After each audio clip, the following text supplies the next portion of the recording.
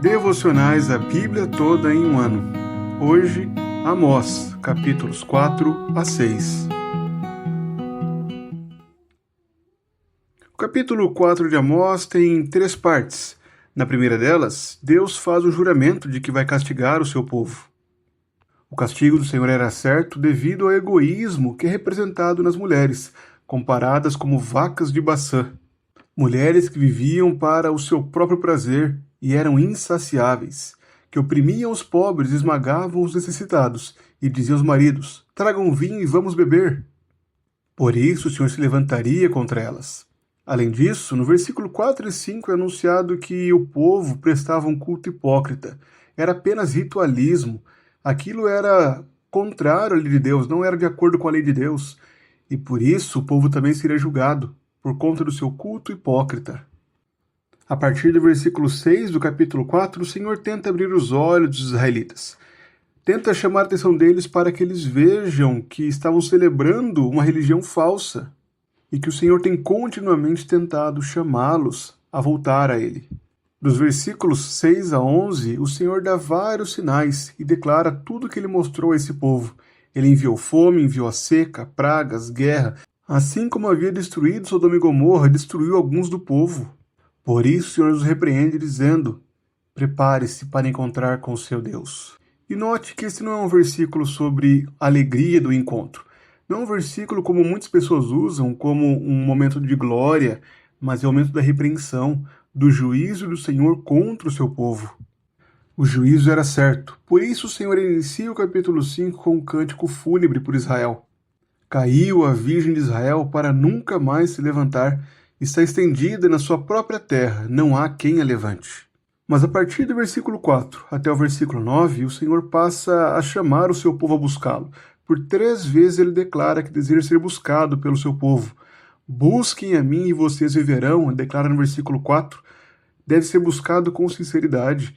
Em seguida, no verso 6, o Senhor novamente declara: busquem o Senhor e vocês viverão. Deveriam buscar o Senhor para terem vida. No versículo 8, o Senhor volta a dizer: busquem aquele que fez o 7 estrelo e o Órion. Busquem ao Senhor, pois Ele é soberano. Por mais que o Senhor chame o seu povo a buscá-lo, o pecado faz com que ele fique distante do seu povo. O pecado denunciado pelo Senhor nos versículos 10 a 13 é relacionado com a justiça. Os juízes agora são corruptos, eles extorquem, exploram o povo. Por isso o Senhor novamente chama o seu povo para buscar o bem e não o mal, para odiarem o mal e amarem o bem, para fazerem a justiça nos tribunais. Há um chamado ao arrependimento que faz a ponte com a parte final do capítulo 5. O Senhor se fará presente no meio do seu povo para julgá-los, e o seu juízo trará terror, será motivo de lamentação. Pois tudo que realizavam era pecado, o próprio culto era desprezado pelo Senhor, o Senhor rejeitava todas as práticas deles, pois viviam no meio do pecado. As injustiças no meio do povo e a idolatria eram um motivo para que o Senhor se afastasse do seu povo. Por conta de todos esses pecados, o Senhor declara que fará juízo. É disso que se trata o capítulo 6. O Senhor começa a confrontar o pecado dos notáveis, de homens que viviam confortáveis, que dormiam em camas de marfim, que se espreguiçavam sobre seus leitos, comiam os cordeiros do rebanho, ficavam cantando à toa ao som da lira, achando que jamais teriam seus pecados julgados. Mas agora o Senhor fará juízo contra eles. O juízo é descrito com os tons muito fortes nos versículos 9 a 11. Se numa casa ficarem 10 homens, também esses morrerão. Pois eis que o Senhor ordena, e será destroçada a casa grande, e a pequena será feita em pedaços. A partir do capítulo 4, os pecados que Amós vinha denunciando desde o início do livro se tornam ainda mais claros. Fica nítido como o povo era hipócrita, como alegavam seguir ao Senhor e amar a justiça, enquanto alimentavam a injustiça.